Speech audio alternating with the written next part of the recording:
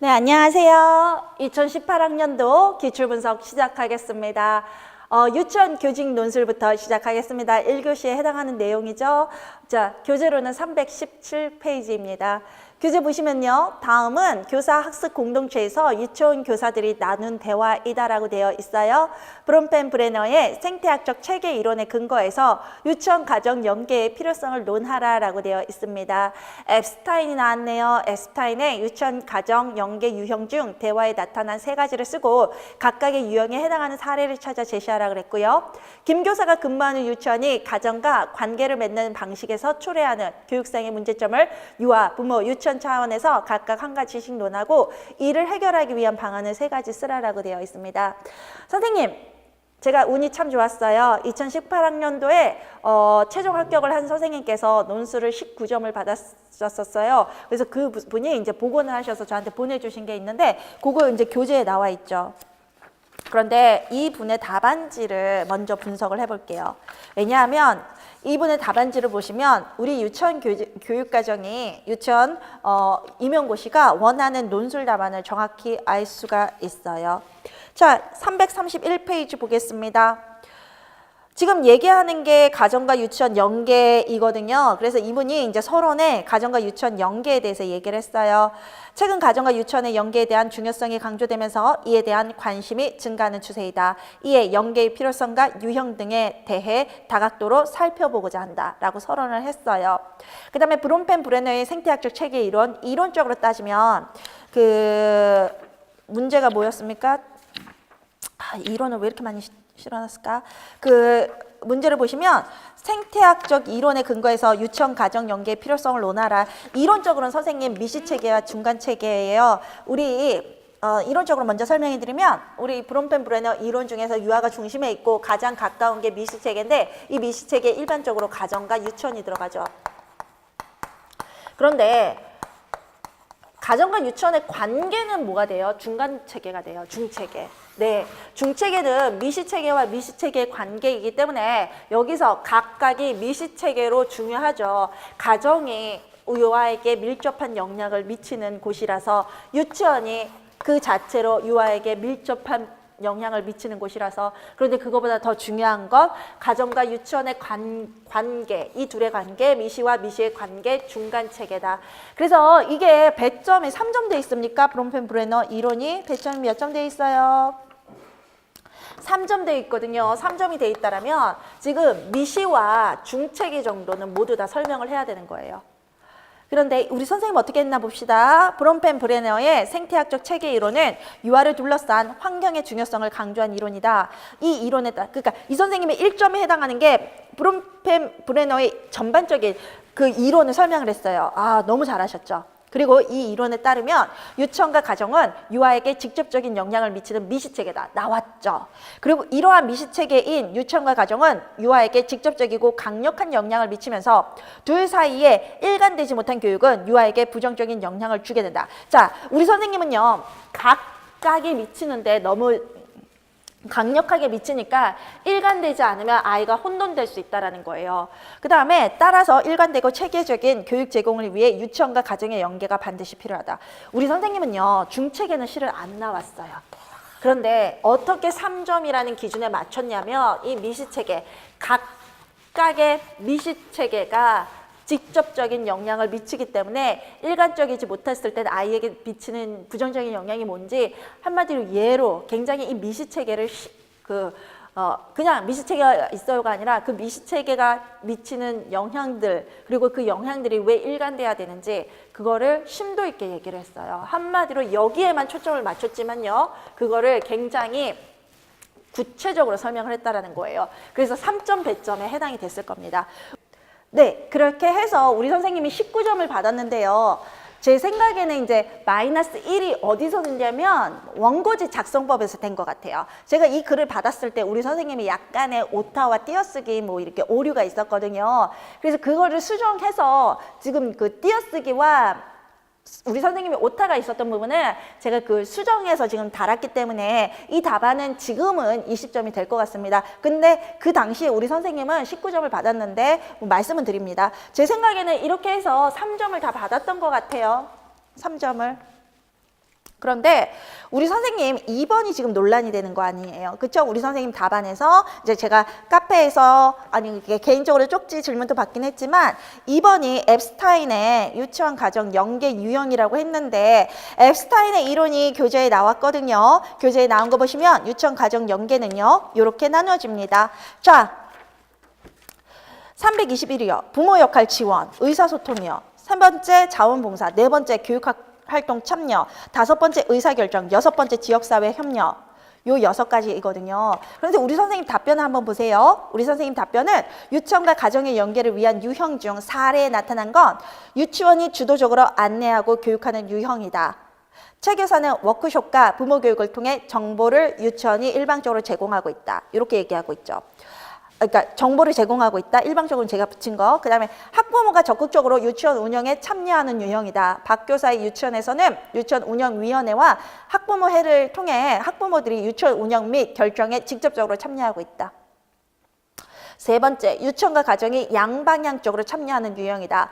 알림장이나 학부모 만족도 조사를 위해 서로의 의견을 공유하고 이를 유치원 운영에 반영하고 있다. 지금 유형 하나를 유치원이 주도하는 거, 부모가 주도하는 거 둘 다 직접적으로 양방향적으로 참여하는 거 3가지로 나눴어요. 앱스타인 이론이 아니었다는 얘기예요. 그런데 점수가 19점. 내가 이 선생님이 앱스타인 이론을 안 한 건 앱스타인 이론을 모르셔서. 근데 논술은 이론이 문제가 아니라 사례에 나타난 걸 쓰는 거. 자, 2번 문제 보시면요. 앱스타인의 연계 중 대화에 나타난 3가지 찾으라고 그랬잖아요. 그러면 이 사례를 대화를 만들 때 이미 앱스타인 이론이 녹아든 거예요. 녹아서 만든 거예요. 그럼 우리는요. 앱스타인 이론을 아냐 모르냐가 중요한 게 아니라 사례에서 나타난 거 3가지를 찾아내는 게 중요하다는 거예요. 이게 유치원 교직 논술과 교육과정의 차이예요.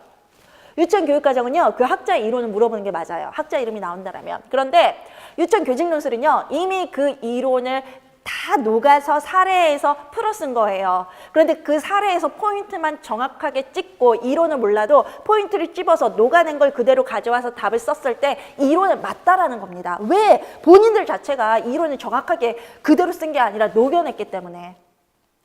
녹여낸 거 가져오면 당연히 그 이론에 적용이 됐던 거죠. 그래서 우리 선생님은 이렇게 쓰셨어요.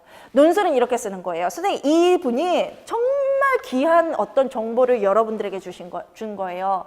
논술을 만점을 받을 수밖에 없는 이유. 사례에 답이 있다. 지문 안에 답이 있다. 그걸 찾아내는 거지 정확한 이론을 정확하게 쓰는 게 아니다. 그래서 앱스타인 이론에서 뭐 적용을 한다라면 부모 참여 유형에서 부모 역할을 지원하는 거, 교사가 지원하는 거, 이게 교사가 주도하는 거잖아요. 유치원이 주도하는 거, 의사소통, 뭐 공유, 쌍방향적인 거, 자원봉사는 그분이 와서 하는 거, 부모가 주도하는 거, 교육활동 참여도 부모가 참여하는 거, 그 다음에 의사결정은 서로 하는 거. 그 다음에 부모가 이제 참여하는 거, 지역사회와의 협력도 서로 하는 거. 근데 이 6가지 유형을 교사 주도, 부모 주도, 교사와 부모가 같이 하는 거 이렇게 한 거예요. 잘했죠? 나 잘한 것 같은데요? 너 얼마나 칭찬했다고요? 선생님 진짜 대단해요. 저도 이렇게 못 썼을 거예요. 그렇게 얘기했어요. 자, 제가 선생님들께 드리고 싶은 말씀은 이론을 아는 학자가 나왔는지 모르는 학자가 나왔는지 중요하지 않아요. 이론에 흔들리시냐 흔들리지 않냐가 중요한 거예요. 논술은요. 답이 지문 안에 다 있어요. 그리고 2019학년도 논술을 분석하시면 아시겠지만 우리 선생님 20점 만점자 답안 3개가 똑같다라는 걸 알 수 있어요. 왜? 논술의 답을 선생님들께서 2개, 3개, 4개, 5개라고 생각하시는데 아닙니다. 논술의 답도 하나입니다. 지문에서 찾아 쓰는 건 똑같다. 그래서 논술에서 학자 이름, 모르는 학자 이름 이렇게 2018학년도처럼 나온다 하셔도 당황하지 마세요. 나만 모르겠습니까? 다 모르지. 그리고 이제 여기서 전략을 찾아내시는 분이 이기는 거고요. 요때 의도 자체가 이제 사례에서 찾는 거기 때문에 앱스타인은 중요한 게 아니었어요. 그리고 앱스타인이 왜 그랬는지 제가 말씀드릴게요. 앱스타인 이론은요.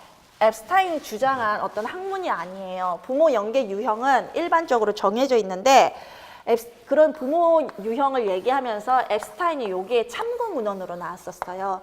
그 참고 문헌을 학자의 이론이다로 바꾼 게 이 논술이에요. 인용됐다라는 거랑 이건 무슨 얘기냐면 에스타인이 쓴 책이나 학술지에 이렇게 되어 있었다라는 건데요. 우리는 한마디로 실비아가 전공서를 가져와서 이걸 썼다라고 해서 전공서의 책을 참고했다 그래서 그게 실비아의 이론이 되는 건 아니잖아요. 제가 다른 이론을 실은 거지. 앱스타인도 그런 학자라는 거예요. 이 이론을 본인이 연구해서 이론을 발표했다라기보다는 자신의 책에 다른 학자의 이론을 혹은 일반적으로 쓰이는 부모 연계 유형을 분류해서 소개한 거예요. 마치 시펠트라는 사회학자처럼. 그래서 이 부모 연계 유형 자체가 뭐 앱스타인 이론이라고 하지만 그거보다는 일반적으로 우리가 부모와 이제 연계할 때 쓰는 어떤 유형들을 묻는 건데 우리 선생님들은 그 유형을 일반적으로 알고 있었기 때문에 그걸로 그냥 푸신 거예요. 당황하지 않고. 제가 신이론 강의는 합니다만 우리 선생님들께 항상 드리는 말씀이 있어요. 새로운 신이론 학자, 처음 보는 신이론 학자가 나왔으면 당황하지 말고 학자 이름 지우고 풀어라. 학자 이름 지우고 풀면 그 이론의 내용에 집중하면 이론의 명칭에 집중하면 그 학자 말고 여러분들이 알고 있는 다른 이론이 있을 거다. 그 이론으로 풀어라. 혹은 전혀 모르는 부분이면 지문에서 답을 찾아 쓰라라고 해요. 논술이 대표적이었던 거예요. 그래서 학자에서 떨지 마세요, 선생님. 그래서 우리 선생님은 이렇게 하셨어요. 그 다음에 3번에 해당하는 게 뭐냐면 김 교사가 근무하는 유치원이 가정과 관계를 맺고 있는 방식에서 초래하는 교육상의 문제점을 유아 부모, 유치원 차원에서 각각 한 가지씩 논하고 이를 해결하는 방법을 쓰라는 건데 김 교사가 근무하는 유치원의 교육적 문제점은 지문 안에 있겠죠. 문제점을 우리가 만들 수는 없잖아요. 김 교사가 근무하는 유치원은 이런 문제가 있어요. 우리가 지을 수는 없잖아요. 스토리를, 이야기를 지을 수는 없잖아요. 그래서 사례 분명히 있어요. 그런데 이를 해결하기 위한 방안 3가지를 제시하라는 거는요. 이거는 선생님들에게 물어보는 거예요. 그 대처 방안을. 자, 우리 선생님이 3번에 보시면요. 3번 이제 답안으로 가시면요. 331. 김 교사의 유치원에서 보이는 문제점과 해결 방안을 유아 측면에서 살펴보면 유치원과 가정의 교육이 달라서 유아를 혼란스럽게 할 수 있고 이는 궁극적으로 유아의 발달을 저해한다. 이의 해결을 위해서는 부모 교육과 학부모 만족도 조사 등을 통해 유치원과 부모가 서로의 의견을 공유하고 일관성 있는 교육이 이루어지도록 한다. 야, 대단해. 이분 진짜 대단하죠. 해결 방법을요, 자신이 제시하긴 했지만 지문에서 찾아서 그걸 인용하기도 했어요. 그 지문에서 다른 교사들이 쓴 방법을 해결 방법으로 쓰기도 했어요. 가능합니다. 2. 부모 측면에서는 부모의 의견이 반영되지 않아서 유아의 교육이 유치원에서만 이루어지는 것으로 여길 수 있다. 이의 해결을 위해서는 유치원을 유도하는 다양한 방법을 개발하여 함께하는 교육이 되도록 해야 된다. 자, 우리 선생님이요. 지금 문제점 찾고 해결 방안을 찾는 건데 우리 선생님이 어떻게 계속 진술하셨냐면 그 연결을 문제점을 얘기한 다음에 그 연결을 어떻게 했냐면 이의 해결을 위해서 동그라미 1번 또 동그라미 2번 또 이의 해결을 위해서 3번 또 이의 해결을 위해서 라고 해결 방안을 제시했어요. 선생님 논술은요 이렇게 쓰시는 거예요. 일관성 있게. 선생님께서 다양한 용어를 이제 쓰시는 걸 좋아하시는 분이 있는데요. 그거는 우리가 에세이라던가 아니면 긴 논술을 쓸 테고 이런 지식 전달이 중요한 논술이나 학술적 용어에서는 너무 이제 기교 있는 글보다는요. 당사자가 정확하게, 읽는 사람이 정확하게 정보를 파악할 수 있는 게 좋아요. 그럼 문제점 해결 방법, 문제점 해결 방법, 문제점 해결 방법이라면 이의 해결을 위해, 이의 해결을 위해, 이의 해결을 위해 1, 2, 3에 동일하게 쓰시는 게 글을 읽는 사람이 정보 파악이 쉽습니다. 이게 글의 일관성이기도 합니다. 자, 글의 어떤 단조로움을 피하기 위해서 다양한 용어를 쓰시는데 이 이론은 단조로운 것 자체가 불가능하다는 겁니다. 1200자밖에 안 돼서. A4 용지로 쓰면 반 페이지 조금 더 넘어가요. 그래서 그냥 이렇게 쓰셔도 됩니다. 쓰시는 게 맞습니다. 이렇게 쓰십시오. 3번 유치원 측면에서는 부모의 의견을 반영하지 않은 정체된 교육과정을 제공하게 되어 교육의 질이 저하될 수 있어요. 이 해결을 위해서는 유치원은 학부모의 의견을 적극 수용하고 반영하여 변화에 민감한 교육을 제공하도록 해야 한다고요. 결론 보시겠습니다. 유치원과 가정의 연계는 궁극적으로 유아의 전인 발달을 도모한다는 점에서 매우 중요합니다. 따라서 이를 위한 유치원과 부모의 노력이 동시에 요구된다. 왜? 연계를 했으니까. 그래서 중요하다. 그래서 연계를 해야 된다. 유치원 부모뿐만 아니라 유치원이 함께 노력해야 된다. 이렇게 결론을 지으셨네요. 저는 우리 선생님, 이 선생님의 글을 정말 좋아해요. 정말 좋아해서 논술이 뭔지를 아시는 분이 쓰셨다. 그리고 점수는 19점이다. 제가 말씀드렸죠. 마이너스 1은 원고지 작성법일 거예요. 원고지 작성법. 그러면 문제 한번 갈게요. 문제로 가서 분석을 한번 해보도록 하겠습니다. 317. 오늘은 2015 개정 유치원 교육과정에서 강조하는 유치원과 가정의 연계에 대해서 이야기해 볼게요. 우리 유치원 워크숍 한대요. 부모 교육 한대요. 워크숍 부모 교육은 아까 우리 선생님이 얘기했던 유치원이 주도하는 방법. 학부모들에게 자녀 교육에 관한 다양한 정보 제공하고 있어요. 제공. 알림장을 이용해서도 알림장을 이용하는 건 교환이에요. 그래서 학부모와 유치원의 상호작용으로 했었을 거예요. 그 다음에 박교사, 유치원 운영위원회나 학부모를 통해 학부모 참여 활성화. 자, 유치원 운영회와 학부모회는 유치원 운영회는 실은 부모위원, 교사위원 다 들어가는 거라 서로 상호인데 여기에서는 학부모 참여의 포인트를 맞춰서 유치원 운영위원회 학부모회, 특히 학부모회는 학부모의 참여, 학부모 주도로 아마 했을 것 같네요. 아니면 학부모 참여로 맞췄을 것 같네요. 지난 가을 운동회 때도 유치원 운영위원회를 개최해서 아이들에게 의미 있는 운동회가 되도록 운영 방법을 같이 고민하고 토론하고 계획을 수립했어요. 김 교사, 그러면 시간이 많이 걸리지 않나요? 안내문을 각 가정에 보내드리는 것만으로 충분할 텐데요. 그랬더니 김 교사의 문제점인 거죠. 김 교사는 시간이 많이 걸리니까 일방적인 교사 주도만 하겠다는 거죠. 그래서 아까 김 교사가 근무하는 유치원의 문제점을 찾으라 그런 거예요. 박 교사는 이렇게 얘기해요. 시간 걸리지만 장점 많아요. 실제로 많은 학부모들이 관심을 보여주셨고 다양한 피드백도 주셨어요. 그래서 내년에는 더 좋은 운동회를 할 수 있을 것 같아요. 이 교사가 이렇게 얘기했어요. 요즘에는 학부모 의견을 묻는 경우가 많아지지 않았어요? 네, 학부모 참여. 네, 맞아요. 우리 유치원에서는 자체적으로 만족도 조사를 해요. 그리고 반영해요. 지금까지는 학부모들께서 주로 정보만 제공했는데 이제는 서로 지원할 수 있는 방법을 모색하겠어요. 그럼 맞네요. 지문에 나온 포인트. 교사 주도, 학부모 참여, 그 다음에 서로 함께 하는 거. 그렇게 쓰셨네요. 자, 생태학적 이론 설명드렸고 앱스타인 설명드렸고 이론적인 거 설명드린 것 같고 교재에 아주 자세히 나와 있습니다. 여기까지 논술 강의하고요. 2018학년도 교육과정 A와 B는요. 실은 제가 오늘 A와 B까지 찍을 수 있지 않을까 그렇게 기대를 했습니다만 제가 또 앞에 강의에 또 말이 길어져가지고 오늘 촬영을 여기서 오늘이 지금 8시 반이거든요. 그래서 촬영을 여기까지 하고요.